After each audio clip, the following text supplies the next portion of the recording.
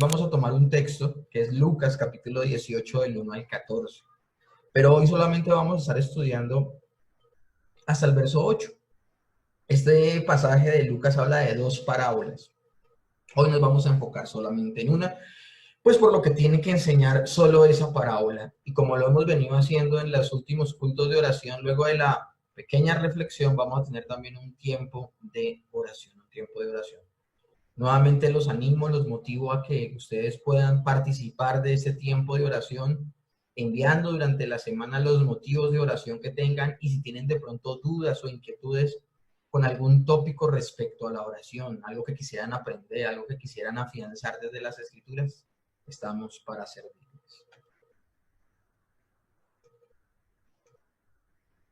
Mis hermanos, estamos viviendo días en que las personas están descorazonadas. Hay personas que no le dan la lectura correcta de esto. Hay gente que está dependiendo de Dios, pero hay otras personas que no lo están haciendo y de pronto no encuentran esperanza en una situación tan delicada como la que estamos viviendo. Y estas personas pueden estar descorazonadas a causa del temor, ese miedo que viene de la incapacidad de poder hacer algo al respecto de lo que está pasando. Y lo que tenemos precisamente en la porción de las Escrituras que vamos a estudiar el día de hoy es un párrafo sobre la oración para la hora presente.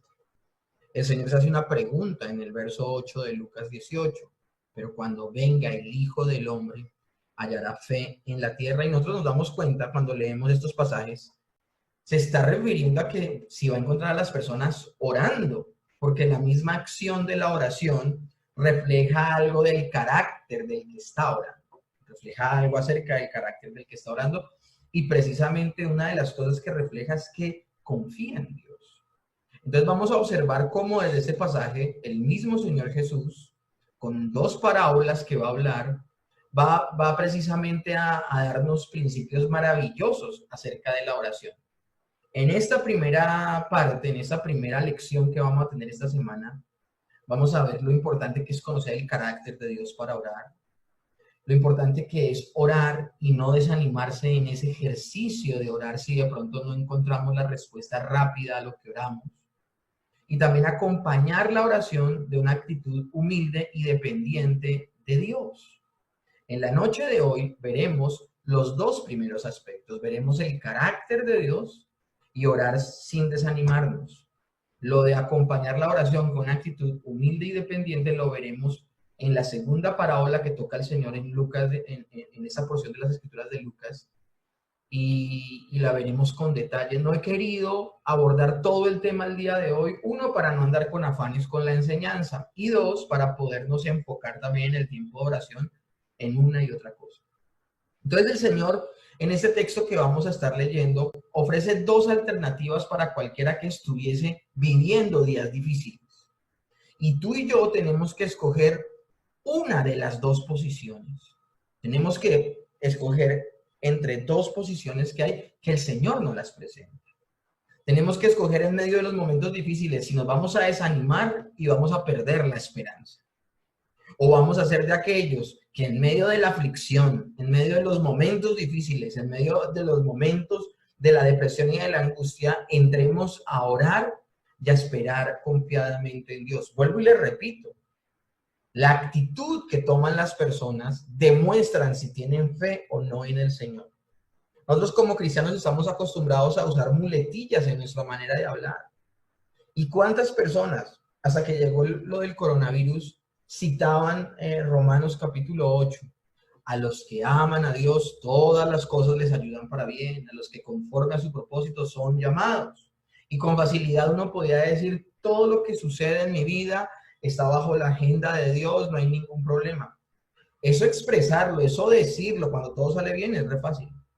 Pero cuando las cosas se ponen difíciles, cuando las cosas se ponen de para arriba, y cuando viene el dolor, viene la angustia, y vienen momentos tan críticos como este, que la última vez que el mundo estuvo en una situación como esta fue hace casi más de 100 años. Es que lo que estamos viviendo es un momento uno atípico y un momento que va a marcar esta generación que estamos viviendo.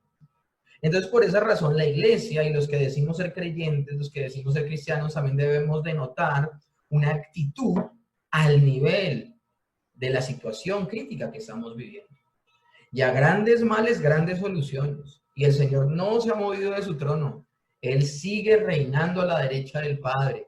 Y esto está, de hecho, en la agenda de nuestro Padre Celestial. Y con esta situación que estamos viviendo, el Señor se va a glorificar.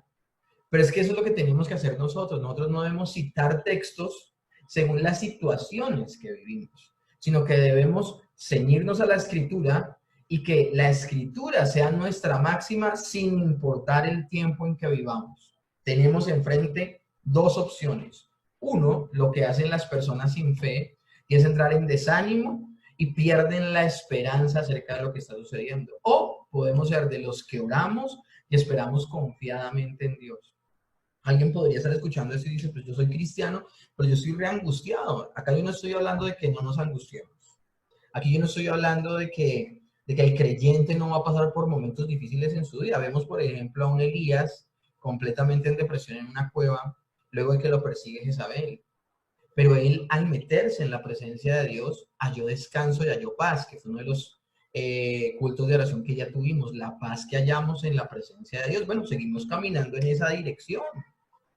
Cuando entramos a orar y esperamos confiadamente en Dios, es donde toma relevancia el término esperanza. Y me gustaría que ustedes, de aquí en adelante, cuando vayan a la Escritura, ustedes entiendan lo que significa esperanza en el diccionario secular y lo que significa esperanza al interior, por ejemplo, de las cartas del apóstol Pablo. Cuando nosotros vamos a un diccionario y ustedes buscan la palabra esperanza, ¿qué significa eso? Esperar con la actitud de recibir con toda la seguridad. Eso es lo que significan las escrituras. Porque cuando vamos al diccionario secular, esperanza es tener las mejores expectativas de recibir algo sin tener la certeza, sin tener la convicción. Solamente se espera algo que puede ser o que no puede ser. Eso es esperanza en el diccionario secular.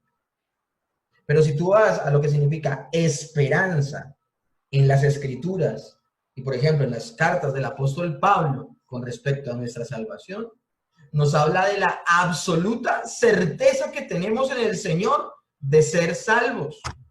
Entonces, cuando veamos esa palabra esperanza en el Nuevo Testamento, debemos darles la connotación que les acabo de decir que significa. Son días que definirán a las personas si son personas de temor o de fe. En estos días para ti, ¿son días de temor o de fe? Porque eso también va a demostrar el calibre de creyentes que somos.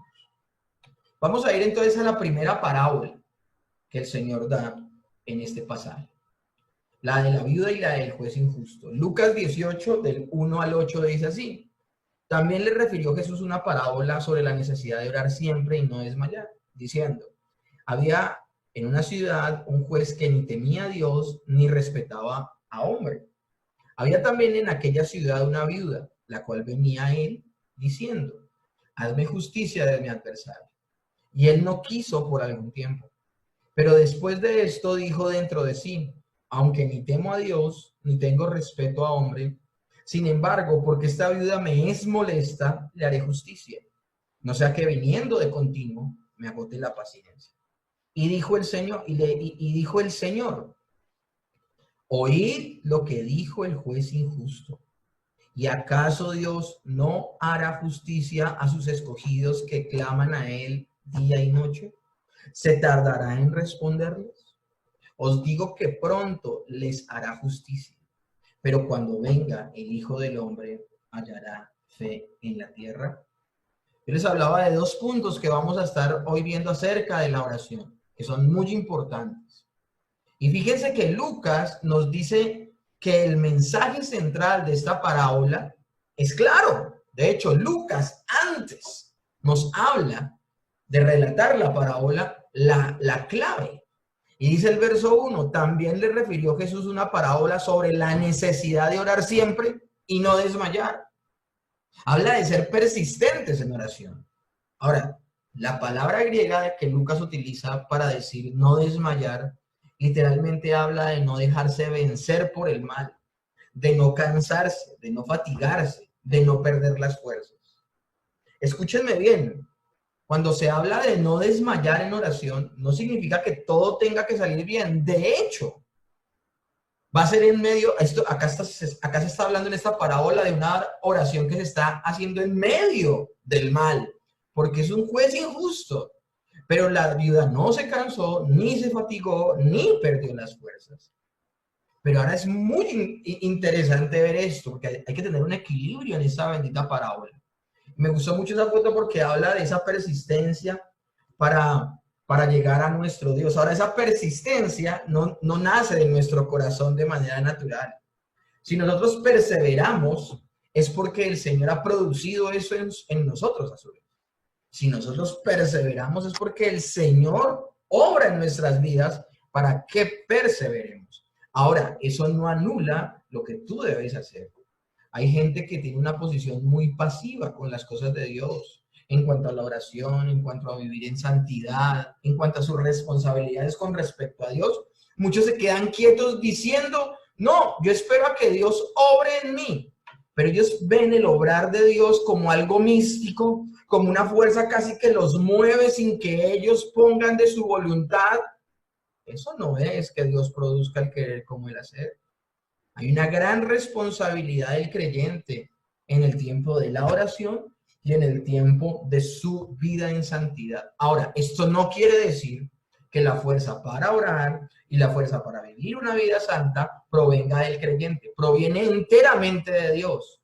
Pero en esta labor, la actitud del creyente es una actitud activa, no una actitud pasiva. Ahora, me llama la atención algo interesante. Tal como el Señor Jesús lo hizo en el capítulo 16 con la parábola del mayordomo infiel, Jesús utiliza una persona mala para enseñarnos lecciones buenas. Me llama la atención el mayordomo infiel. Con la parábola del mayordomo infiel, la máxima que viene al final en Lucas 16:10 es: el que es fiel en lo muy poco, también en lo más es fiel. Bueno, el Señor también va a hacer lo mismo con esta parábola. Esta parábola habla, escúchenme bien, en primera instancia, y quiero que nos enfoquemos en esto, porque esta parábola en primera instancia nos habla de algo. Voy a hablar de una cosa sin negar la otra. Acabo de decirles que se habla de la perseverancia de la mujer que oró, pero también podemos darnos cuenta que esta parábola habla no sobre la viuda, porque dice el énfasis del Señor Jesús: oíd lo que dijo el juez. Y no dijo, fíjense en cómo actuó la viuda, sino oíd lo que dijo el juez. Ahora, aunque esto es lo protagonista, también podemos ver la actitud activa de la mujer de no desmayar. Entonces, en primera instancia, el personaje central es el juez injusto. Obviamente también aprendemos de la viuda, como se los dije anteriormente, pero el énfasis está en el juez. Jesús contrasta el juez malo que hay allí, que no teme ni a Dios ni a hombre, y lo compara con nuestro Padre Celestial. Al juez no le importa nada ni nadie. No tiene ningún sentido del bien ni del mal. Eso no lo motiva a él. De hecho, si él contesta la oración de la viuda, es porque ya lo impacienta, ya porque lo tiene, perdónenme en el término, pero lo tiene harto. Y por esa razón, en pos de su propia comodidad, es que le responde la oración a la viuda. Entonces nos damos cuenta en este pasaje que es importantísima la comparación que en este caso el Señor hace con una actitud muy mala por parte del juez, y cómo deja en claro nuestro Señor Jesucristo que esa no es la actitud de nuestro Padre Celestial cuando escucha nuestro clamor.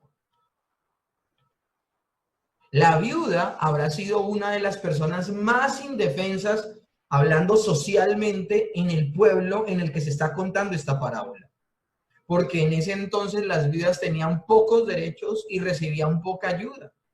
De hecho, la ley de Moisés hablaba de puntos específicos acerca de las viudas y de los huérfanos, de cómo la sociedad tenía que ayudarles a esas personas que se encontraban obviamente en una posición muy, muy menor al interior de la sociedad.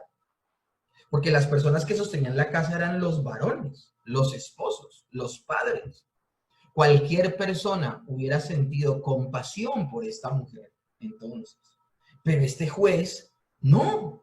Este juez es una persona que tiene un corazón completamente incapaz de sentir compasión o empatía con esta viuda. Sin embargo, buscando su propia comodidad, concede la petición porque ella le cansaba, ella le impacientaba, ella ya lo estaba tornando, esa situación se estaba tornando muy incómoda para él. El griego dice que el juez decidió darle lo que buscaba antes de que ella le pegara debajo del ojo.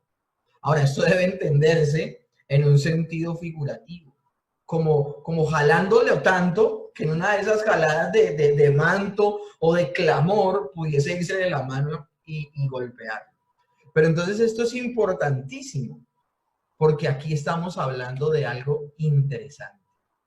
Y es lo importante que cuando entremos en oración, entendamos el corazón de nuestro Dios en esta parábola. El Señor Jesús está diciendo que el juez injusto es completamente diferente a nuestro Padre Celestial. Es completamente distinto. Y miren, mis hermanos, qué importante es entender el carácter de Dios para poder entrar en la presencia de Él. Nosotros estamos ahorita a punto de comenzar un seminario de teología sistemática, que ya mañana terminamos la última clase y nos llevó 2 años.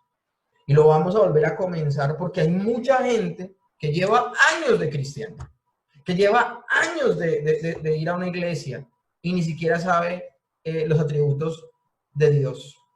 De hecho, si estoy nombrando eso y tú dices, ¿qué es eso de los atributos de Dios? Los atributos de Dios son las características esenciales que hacen a Dios Dios. Su bondad, su justicia, su ira, su amor.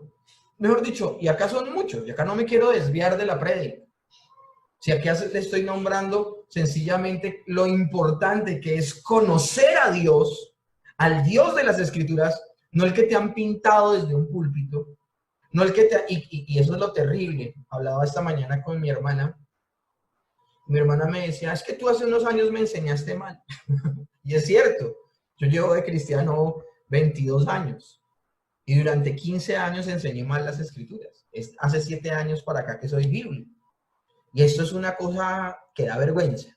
Que da vergüenza decir que uno lleva 22 años de cristiano y que solamente 7 años es bíblico. O sea, eso es una vergüenza. Entonces, otros 15 años, ¿en qué Dios creí? En el que me predicaron desde un púlpito sin nunca verificar que lo que me decían desde el púlpito estaba en las Escrituras.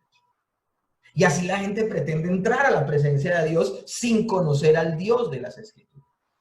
Sino que desde muchos púlpitos se ha pintado un Dios como literalmente algunas religiones toman un yeso o toman un metal y forjan un ídolo.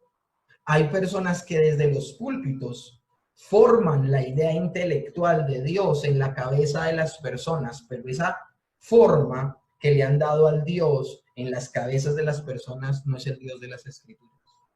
Y si nosotros no tenemos claro el carácter de Dios, imposible que tengamos verdadera comunión con Él. Porque la única manera de tener comunión con Dios es conociendo.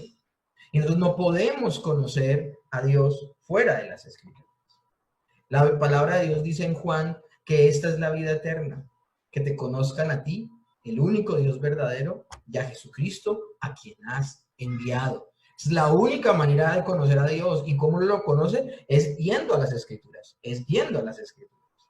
¿Por qué nombro esto, mis hermanos? Porque hay personas que le dan una lectura incorrecta, por ejemplo, a lo que estamos viviendo. No, el diablo se metió y está haciendo el caos acá, mejor dicho, hasta muchas personas están muriendo que son buenas, no, mejor dicho, y muestran a Dios como un incapaz y que el que está haciendo acá ochas y panochas es el diablo. Otros le están dando una lectura de que esto es un juicio de Dios y que todos los que están muriendo con esta pandemia son personas que están en pecado y bajo el juicio de Dios. Bueno, y las personas que han muerto, que son personas consagradas a Dios, no ustedes sabían eso. Pero entre los cientos de miles de personas que han muerto alrededor del mundo, algunos son creyentes. Y algunos eran personas muy consagradas a Dios y con una fe verdadera que emergía de las Escrituras. Miren lo importante que es darle una lectura correcta a lo que vivimos, pero también de tener un concepto claro de quién es Dios para podernos acercar al Dios de las Escrituras. Esto es lo tremendo del asunto. Me llama la atención con la parábola de los talentos. El Señor dice que le da un talento a un hombre, le da 5 talentos a otro y le da 10 a otro. Y cada uno de ellos lo multiplica los talentos. Y me llama la atención que al que se le dio uno, no hizo nada con el talento y lo que hizo fue esconderlo. Y cuando le fueron a pedir cuentas, él le dice al Señor de la vida, no, yo escondí el talento porque yo sé que tú eres un hombre severo, que recoges donde no sembraste y que cosechas donde no esparciste semilla. O sea, ¿cuál era el concepto que tenía ese siervo de su Señor? Era un concepto completamente terrible. No, es imposible entrar a la presencia de Dios nosotros teniendo un concepto terrible acerca de Dios. Acercarnos a Dios con miedo o acercándonos a Dios sin conocer verdaderamente su carácter.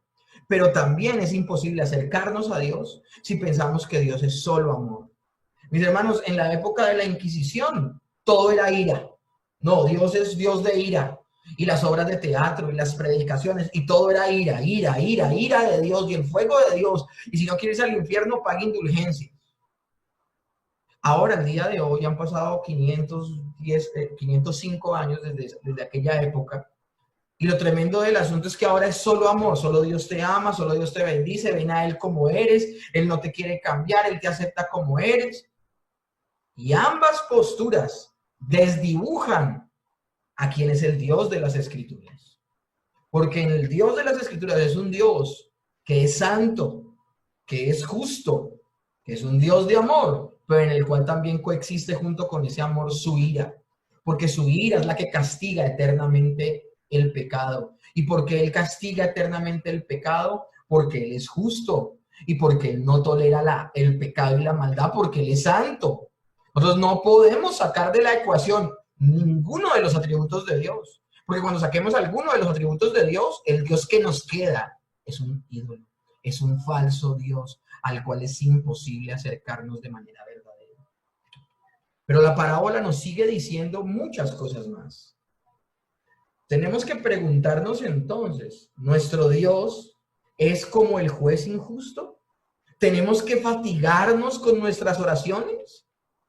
En absoluto, claro que no.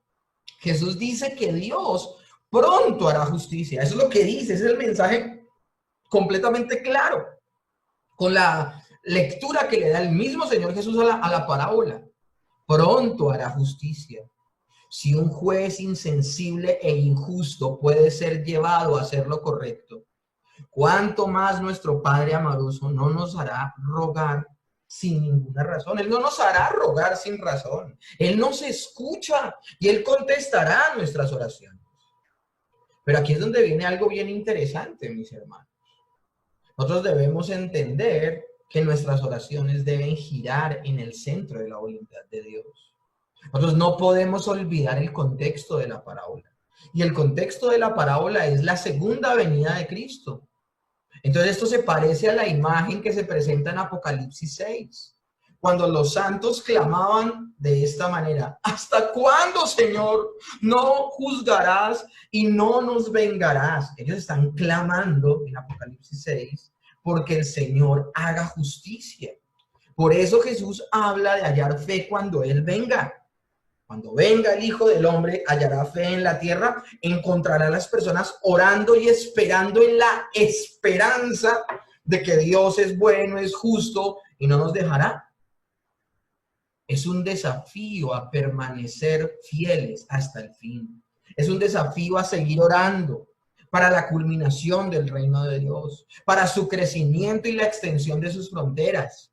Un desafío a mantener nuestros ojos puestos en Él. Qué fácil algunos cristianos quitan su mirada del Señor Jesús. Una enfermedad y ponen los ojos en la enfermedad y no en el Señor Jesús. Una situación al interior de su matrimonio y ponen los ojos en ese problema y no en Jesús. Muchas veces somos como Pedro, que pone los ojos en la tormenta y no en el Señor que le prometió que caminando llegaría hasta Él. Entonces esto no es una parábola acerca de cómo conseguir un auto nuevo por pedirle a Dios muchas veces, porque es que en eso, lastimosamente, es que han caricaturizado los atributos de Dios. Así como la parábola promete que si tú clamas a Él de día y de noche, Él te contestará, bueno, pídele ese empleo, pídele ese carro, pídele esa casa. Yo les pregunto al día de hoy, ¿quién anda pensando en casas? ¿Quién anda pensando en carros? ¿Quién anda pensando en ropa? ¿Quién anda pensando en nada que no sea lo básico? La economía está colapsando porque ahora sí vivimos solo de lo necesario. La economía se mueve a punta de cosas vanas. Segundo, por eso colapsó ahorita el petróleo, porque la gente no sale, no está consumiendo gasolina en sus vehículos y por esa razón hay una sobreproducción de petróleo. Esto es tremendo. Estamos en un momento donde estamos viviendo de lo básico y donde muchas cosas vanas han pasado a segundo plano. Esta parábola nos está hablando de perseverar sin cesar en oración, pero también nos está hablando esta parábola de que nosotros debemos confiar en el Señor. Entonces no es una parábola acerca de cómo conseguir un auto nuevo por pedir a Dios muchas veces. Habla de la justicia eterna de parte del juez eterno. Dios es un Dios justo. Y el Señor solo se mueve en términos de justicia, de gracia y de misericordia, pero nunca en términos de injusticia. Muchas personas levantan el brazo contra Dios pensando que es ese juez injusto y le dicen, no es justo, no es justo, no es justo lo que me está pasando si les da una enfermedad, no es justo lo que me está pasando si lo despidieron de un trabajo. No es justo si está teniendo problemas al interior de la familia. No es justo, no es justo, no es justo. Mis hermanos, vamos a hablar de justicia. ¿Saben lo que se merece el mundo entero? El mundo entero se merece la destrucción, porque el mundo entero ha pecado contra Dios. Pero así no es Dios, sino que Dios en su voluntad libre, del puro afecto de su voluntad, creó un plan de salvación y a través de nuestro Señor Jesucristo nos salvó. Un Dios que tiene esa clase de bondad y amor, ¿no nos escuchará cada vez que oramos? Entonces, la próxima vez que tú dudes mientras oras, recuerda el carácter de Dios. Y recordar el carácter perfecto y santo de Dios te llevará precisamente a confiar plenamente en Él. Entonces, ¿qué aprendemos de esta parábola? Uno, nuestras oraciones deben concentrarse en el reino de Dios. ¿No es acaso esto lo que enseñó el Señor Jesús en Mateo 6? Venga tu reino y hágase tu voluntad. Jesús mostró en la oración de los discípulos, en el Padre Nuestro, que debemos orar por el reino antes de pedir por el pan de cada día. Pero a veces nosotros somos más dados a pedir por las cosas terrenales que a que el reino de Dios venga. Mis hermanos, ¿cómo podemos aportar al reino de Dios en medio de esta situación que estamos viviendo? Eso no lo deberíamos preguntar. Ahora, segundo, también aprendemos desde la parábola que tenemos que orar sin cesar. Los tiempos de Dios no son los nuestros. Ese viene pronto que dice la Escritura significa que pueden ser 1000 años. 1000 años es un día para el Señor y un día puede ser para Él 1000 años o 1000 años un día. Oremos entonces sin cesar por su venida, por su venida. Y tercero, ya centrados en esa realidad y en la vida eterna, pidamos por lo demás, conociendo su carácter y su bondad. El Señor no está diciendo que no pidamos por el pan nuestro. Hace parte de la oración de los discípulos, hace parte de lo que el Señor nos enseñó en Mateo 6, pero tengamos claras las prioridades. No nos dediquemos a las añadiduras, sino busquemos el reino de Dios y su justicia. Y aún entendamos que en medio del dolor y la adversidad, el Señor está formando nuestro carácter para la vida eterna. No con miedo nos topamos delante de Dios en oración. Nosotros no tenemos delante de nosotros a un juez injusto, sino un Dios todopoderoso y bueno que quiere ayudarnos. Hay una facción de la iglesia que piensa que el Señor va a retirar a la iglesia antes de la gran tribulación. Y yo no veo eso en las Escrituras. Yo no veo que el Señor saque de la adversidad o de la aflicción a su iglesia. De hecho, yo veo que en medio de la aflicción y de la adversidad, eso es lo que dice la Escritura, eso es lo que veo en todo el marco de las Escrituras. El Señor en medio de la adversidad y de la aflicción fortalece el carácter del creyente y lo lleva a fortalecerse en el Señor. Mis hermanos, hay algo bien interesante que aprendemos hoy. Y es la necesidad. Tenemos una necesidad profunda de orar, porque como criaturas fuimos hechos para depender completamente de Dios. La pregunta es, cuando venga nuevamente el Hijo del Hombre, ¿hallará fe en la tierra?